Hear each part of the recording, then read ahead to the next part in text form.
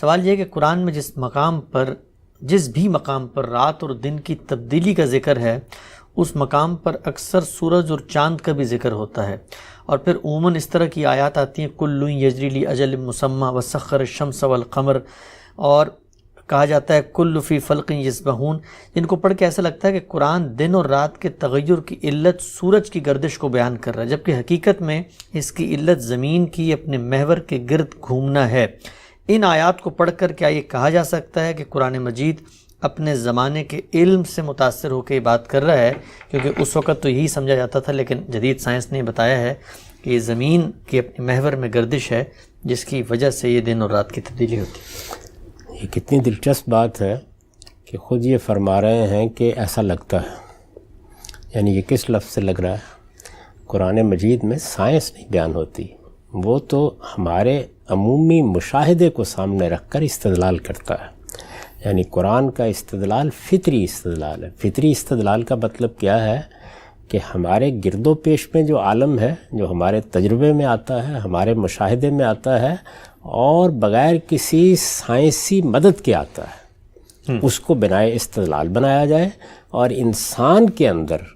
علم و عقل کے فیصلے کرنے کے لیے جو فیکلٹی رکھی گئی ہے اس کو سادگی سے کام کرنے دیا جائے۔ تو قرآن مجید کا طریقہ یہ ہے۔ تو اس میں تو ایسی کوئی بات نہیں، اس میں بس یہ بیان کیا گیا ہے کہ رات دن کا پیچھا کر رہی ہے، دن رات کا پیچھا کر رہا ہے، سورج کو دیکھتے ہو، چاند کو دیکھتے ہو، جس چیز کو بھی دیکھو ہر ایک اپنی ایک منزل کی طرف سرگرداں ہے۔ بس یہ ایک اجمالی بیان ہے، اس میں اس طرح کی کوئی چیز نہیں ہے، اور میں نے عرض کر دیا کچھ سائنسی بیان بھی نہیں ہے۔ ہمارے عام مشاہدے کو سامنے رکھ کر اللہ تعالیٰ اپنی قدرت کی طرف، اپنی حکمت کی طرف، اور جو کچھ انہوں نے اپنی اس قدرت اور حکمت سے ہمارے لیے فراہم کر دیا ہے اس کی طرف توجہ دلا رہے ہیں۔ ٹھیک، اچھا صاحب، ہم لوگ بھی تو آج کے زمانے میں بھی، حالانکہ اس وقت جو ایج آف ٹیکنالوجی اور ایج آف سائنس ہے اس میں بھی ہم کہہ رہے ہوتے ہیں سن رائز سن سیٹ، حالانکہ ہم سب جانتے ہیں نہ سورج نکلتا ہے نہ جاتا، سورج تو اپنی جگہ پر ہے، تو یہ بھی اس کی ایک مثال ہے۔ نہیں، دیکھیے بات یہ ہے کہ زبان عمومی مشاہدے پر بات کرتی ہے، اس میں ایسے ہی بات کی جائے گی۔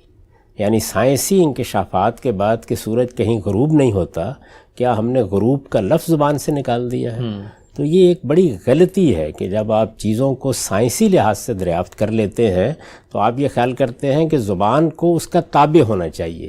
زبان عمومی مشاہدات کے لحاظ سے وجود میں آئی ہے، وہ اسی طرح اپنے آپ کو بیان کرے گی۔ البتہ یہ ہو سکتا ہے کہ کسی سائنسی نتیجے کو سامنے رکھ کر ایک لمبے عرصے میں جو صدیوں پر محیط ہو کچھ زبانوں میں تغیرات ہو جائیں۔ اب یہ کہ چاند ہمارے یہاں حسن کی علامت ہے، چاند چہرے یہ وہ چیز ہے کہ جو آپ کو دنیا بھر کے ادب میں مل جائے گی، لیکن اب کوئی آدمی اگر یہ تقریر کرنا شروع کر دے کہ وہ تو مٹی کا ڈھیر ہے،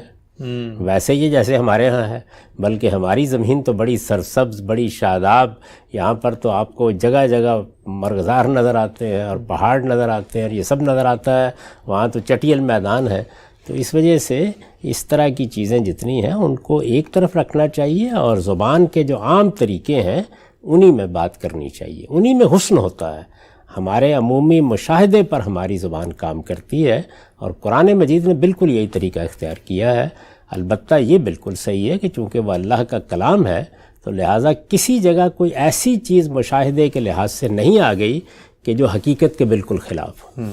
تاہم اسلوب بالکل وہی ہے کہ جو ایک عام آدمی دیکھ رہا ہوتا ہے۔ ہم دیکھ رہے ہیں کہ سورج بھی چل رہا ہے، چاند بھی چل رہا ہے، سب منازل طے کر رہے ہیں، زمین بھی گردش کر رہی ہے۔ تو یہ بات اصول میں کہہ دی کہ کل فی فلک یسبحون، ہر ایک اپنے اپنے ایک مدار میں تیرتا ہوا چل رہا ہے۔ یہ ایک وہ بیان ہے کہ جس بیان کے لیے کسی سائنسی مشاہدے کی ضرورت نہیں۔ ٹھیک، یہ بتائیے کہ ہم سب اکثر یہ جو قرآن مجید میں آتا ہے ہم نے پہاڑوں کو میخیں بنا دیا، اب یہ بھی کیا انسانوں کے مشاہدے کے لحاظ سے بظاہر تو لگتا ہے، چونکہ ہم لوگ تو پہاڑوں کو ایک خاص سطح سے دیکھ رہے ہوتے ہیں، لگتا ہے یہ کہ اللہ میں نے کوئی انکشاف کیا ہے کہ پہاڑوں کے ساتھ معاملہ میں نے کیا، یہ کس نوعیت کا بیان ہے؟ نہیں، اس میں تو آگے چل کے بتا دیا گیا ہے کہ جس طریقے سے زمین میں نشیب فراز پیدا کیے گئے ہیں، اس سے اس کا جو ٹھہراؤ ہے اس میں مدد مل رہی ہے۔ اب ظاہر ہے کہ یہ ایک ایسی چیز ہے کہ جس میں اللہ تعالیٰ نے ایک بیان کر دیا، جیسے انسان کی تخلیق کو بیان کیا ہے، اب آپ تحقیق کریں اور اس کے اسلوب کو جاننے کی کوشش کرتے رہیں، لیکن اس میں بھی ایک عمومی مشاہدہ ہی ہے کہ جس کے لیے الفاظ اختیار کیے گئے، یعنی الفاظ میں سائنسی طریقہ نہیں اختیار کیا، میخیں ہم لوگ دیکھتے ہیں عام طور پہ گڑی ہوئی ہوتی ہیں، تو وہ اسی کو ایک ادبی اسلوب میں اللہ تعالیٰ نے بیان کر کے، لیکن دوسری جگہ یہ بیان کر دیا ہے کہ اگر یہ نشیب و فراز میں نہ پیدا کرتا ان کے اندر تو تمہارے ساتھ یہ زمین تمہیں لے کے لڑک جاتی، مطلب یہ ہے کہ ایک زلزلے کی کیفیت پیدا ہو جاتی۔ وہ اب ہمارے عمومی مشاہدے میں بھی یہ چیز آ گئی ہے کہ نیچے کی پلیٹوں میں حرکت ہوتی ہے تو اس کے نتیجے میں زمین ہلنا شروع ہو جاتی ہے،